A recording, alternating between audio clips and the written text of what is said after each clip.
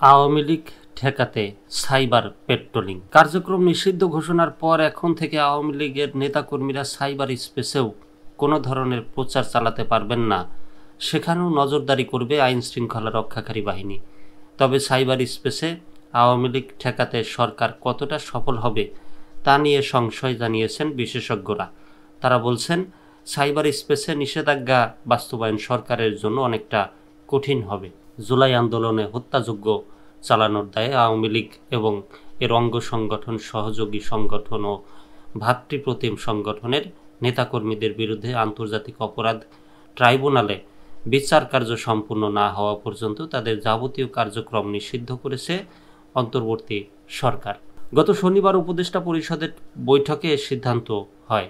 এরপর গত সোমবার আওয়ামী লীগ এবং এর সব অঙ্গ সংগঠন, সহযোগী সংগঠন ও ভ্রাতৃপ্রতিম সংগঠনের যে কোনো ধরনের প্রকাশনা, গণমাধ্যম, অনলাইন ও সামাজিক যোগাযোগ মাধ্যমে যে কোনো ধরনের প্রচারণা, মিছিল, সভা সমাবেশ, সম্মেলন আয়োজন সহ যাবতীয় কর্মকাণ্ড নিষিদ্ধ করে প্রজ্ঞাপন জারি করা হয়। সাইবার স্পেসে আওয়ামী লীগের কার্যক্রম ঠেকাতে আইন শৃঙ্খলা রক্ষাকারী বাহিনী কী ধরনের ব্যবস্থা নেবে জানতে চাইলে পুলিশের পক্ষ থেকে বলা হয়, সাইবার স্পেসে পুলিশের নজরদারি রয়েছে।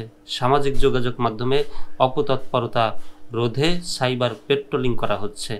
সাইবার স্পেস ব্যবহার করে দেশের আইন শৃঙ্খলা পরিস্থিতি অস্থিতিশীল করার অপচেষ্টাকারীদের আইনের আওতায় আনতে পুলিশ সচেষ্ট রয়েছে। জানা গেছে, সাইবার স্পেসে আওয়ামী লীগ সংশ্লিষ্ট সব কার্যক্রম নিষিদ্ধে দলটির ফেসবুক পেজ ও ইউটিউব চ্যানেল বন্ধে সামাজিক যোগাযোগ মাধ্যম প্রতিষ্ঠানগুলোকে চিঠি দেবে সরকার। পাশাপাশি আওয়ামী লীগ ও তার অঙ্গ সংগঠনের ওয়েবসাইটও বাংলাদেশে ব্লক করা হবে। এ বিষয়ে প্রধান উপদেষ্টার ডাক, টেলিযোগাযোগ ও তথ্য প্রযুক্তি বিষয়ক বিশেষ সহকারী ফয়েজ আহমেদ তৈয়ব বলেন, আওয়ামী লীগ ও এর অঙ্গ সংগঠনের যেসব ওয়েবসাইট আছে সেগুলো ব্লক করতে বিটিআরসির মাধ্যমে একটা অনুরোধ করবে সরকার। এর বাইরে তাদের সোশ্যাল মিডিয়া ব্লক করার জন্য টেক ফার্মগুলোর কাছে অনুরোধ করা হবে।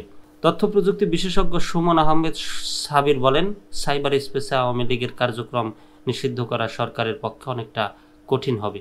সাইবার বিশেষজ্ঞ ও আন্তর্জাতিক অপরাধ আদালতের প্রসিকিউটর তানভীর হাসান জোহা বলেন, সরকার যদি কোনো রাজনৈতিক দলের অনলাইন কার্যক্রম নিষিদ্ধ করতে চায় তাহলে কিছু প্রযুক্তিগত ব্যবস্থা যেমন ওয়েবসাইট ব্লক, সোশ্যাল মিডিয়ার রিপোর্টিং বা নির্দিষ্ট কিওয়ার্ড ফিল্টারিং সম্ভব। তবে বাস্তবে এটি শতভাগ কার্যকর হয় না, কারণ ভিপিএন, টর, প্রক্সি সার্ভার ব্যবহার করে সাধারণ জনগণ সহজেই এসব ব্লক প্ল্যাটফর্মে প্রবেশ করতে পারে।